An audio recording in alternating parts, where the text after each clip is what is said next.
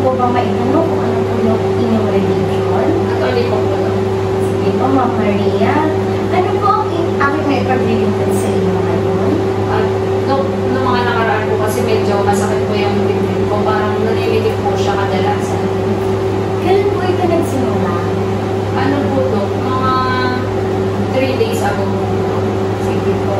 Sa tingin niyo po, saan yung lokasyon kung saan sumasakit ang inyong dibdib? Sa gitna po ba o sa gilid? Sa gitna po to, banda.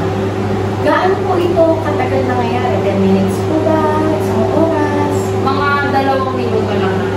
2 minuto lang po. Sa tingin niyo po, paano niyo po ma-describe or mailalarawan sa akin ang pananigip ng dibdib niyo po? Parang ano po siya do, parang may nakadagan po siya, tsaka medyo parang hinahirapan ko kung huminga. Yun. Sige po. Ano po yung nagpapalala dito sa paghirap ng inyong pahinga? Kadalasan po tutok pag-uwian po namin sa galing sa school.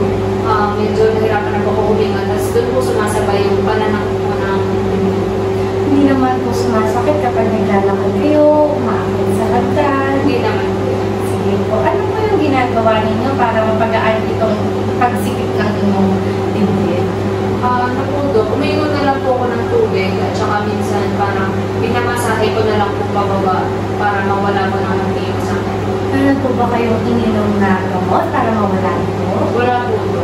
Sige po. Ito po ba, kailan po ito usually nangyayari? Itong malalakit ng dibdib ninyo? Umaga po ba or gabi? Kadalasan po mga gabi po siya do. Gabi po. Sige po.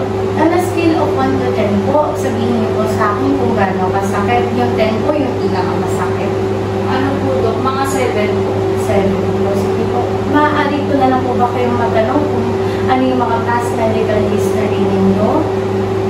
Ano po do? Nagpe-maintenance po ako do kasi high blood po ako. So, nag-inom po ako ng losartan, 50 mg po. Sige po, meron po ba kayong DM? Diabetes mellitus po, diabetes? Wala naman po. Allergy po. Wala rin. Na-stroke na po ba kayo dati? Hindi po. Sige po. Nagkaroon po ba kayo ng asthma or allergies? Hindi rin po. Hindi rin po. Kailan po kayo unang na-diagnose ng hypertension mo? Mga 2 years ago na po. Doon po ako nagsimulang, una mababa pa lang po yung milligram na iniinom ko na gamot, pero 50 milligram na po yung gamot ko ngayon. Tapos losartan po yung iniinom nyo, no? Opo do. May naalala po ba kayong bakuna dati? Nung bata pa kayo? Nung ako na po dok nung bata, ano po dok, ang naalala ko lang po, Hepatitis, tapos yung COVID lang po, yung pinaka-recent po bakuna. Sige po. Dahil sa family po ninyo, meron po bang may sakit na high blood din po? Sa relatives po dok wala, pero ang meron lang po, yung nanay ko po dok. Okay po. Ang stroke po, Wala rin po dok, pregnant lang. eh yung cancer, Sir, wala rin. TB, Wala rin. wala din pong diabetes. Wala. Eh yung sakit sa puso po, meron po ba? Yung nanay ko lang. May sakit po siya sa puso. Sige po, balik sa mga sinabi niyo po, pwede po ba kayong tanongin ng personal or yung mga history niyo po sa social? Ako to. Sige po, ano po yung trabaho niyo, ma'am? Teacher po ako. Sige po, madalas po ba kayo, naninigarilyo po ba kayo? Hindi naman. Eh yung pag-inom po ng alcohol, Yung pag-inom po dok, minsan lang po since teacher po ako, pag nagkakaroon po kami ng tas po namin mag-encode ng mga grades, nagkakayaan po kami, minsan po napapainom po ako. sige po, very sensitive po itong sunod kong itanong. Maaari ko po bang maitanong kung na-try niyo na po uminom ng pinagbabawal na gamot? Ay, hindi naman po. Sige po. Kamusta naman po ang inyong pagtulog? Makakatulog po ba kayo 8 hours? Ano po dok, pang pasahan po ng grades, kadalasan mga 5 hours lang po yung tulog ko. Pero pag normal naman po na araw, mga 8 hours naman po. Kumusta po yung stress ninyo? Lagi po ba kayong stress? Ay, hindi naman po dok, pagpasahan lang po talaga ng grades. Sige po. Maaari po lang po bang matanong ang inyong living condition kung saan po kayo nakatira? Matagal na po ba kayo dito sa tinitira niyo sa Caloocan City? Opo dok, matagal na po. Kasama ko po yung mga magulang ko. Sige po. Matanong ko lang po kung gaano ka-usual tinatapon yung basura, yung pagkuha po ng basura sa inyo? Kadalasan Dok, parang mga Tuesday tsaka Friday po, nakuha namin kasi.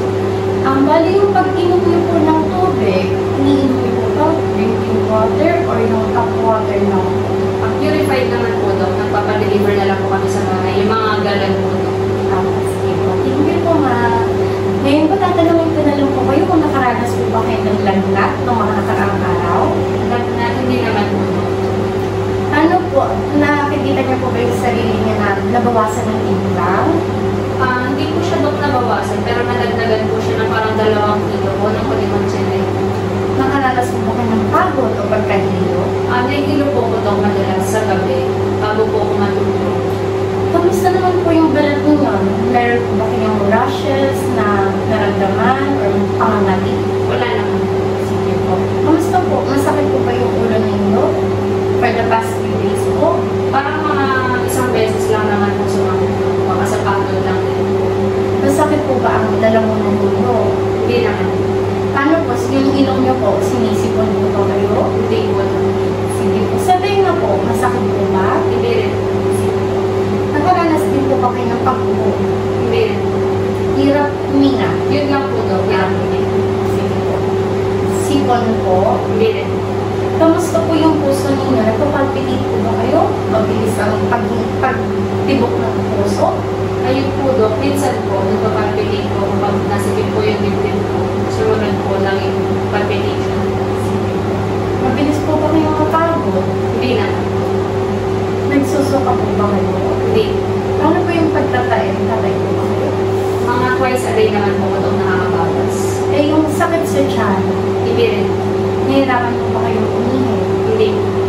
Okay po. Sa lahat po ng mga tinanong ko, ma'am, maraming salamat po. Ito po mga impormasyon na ito ay makakatulong sa pagtingin natin kung ano po talaga yung inyong nararamdaman. Kung ano po talaga yung cause kung bakit masakit ang inyong dibdib. Maraming salamat po, Ma'am Maria. Thank you po Dok.